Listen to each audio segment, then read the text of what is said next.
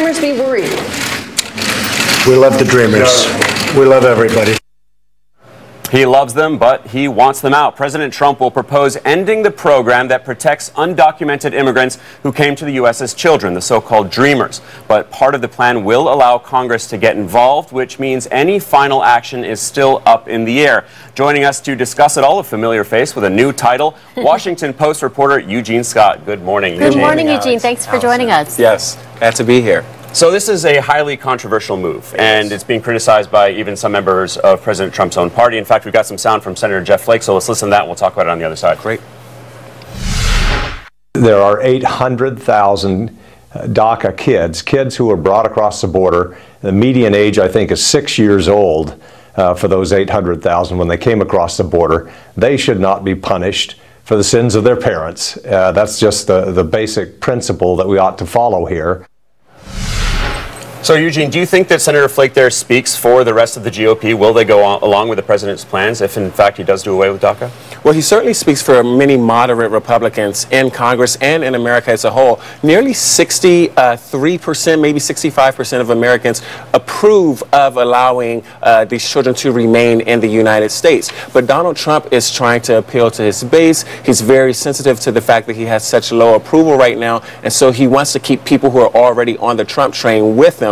The question is, will he be able to bring more people on with a move like this? You know, the timing is very interesting. We heard over the weekend, finally got a real look at the letter that President Obama left Donald Trump in the Oval Office when Donald Trump took over as president. The timing is interesting because Donald Trump may be, throwing that hot potato to Congress to go ahead and talk about these protections for undocumented immigrants, to solidify these protections in law. And it's interesting to read part of this letter that President Obama left. He said, "We've both been blessed in different ways with great good fortune. Not everyone is so lucky. It's up to us to do everything we can to build more ladders of success for every child and family that's willing to work hard."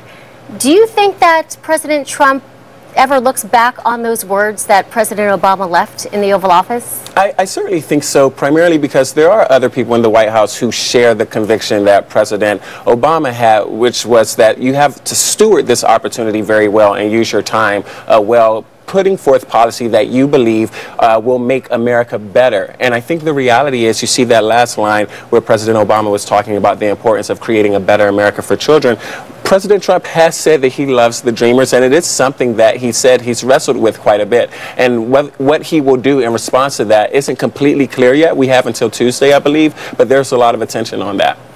You talked about this being a way for the president to shore up his base. We've seen him do this in the past with other things. Most recently, he pardoned Sheriff Joe Arpaio. Is there any evidence to suggest that that's actually effective? Is the base growing at all, or is it just been diminished? Actually, according to most recent polls, it has been diminishing, right? So the overwhelming majority of Republicans still support Trump, but not as highly as he did in the past. And so I think there's some concern that the drop in support is happening from his base, and it's mirroring what we're seeing in other demographic groups as well.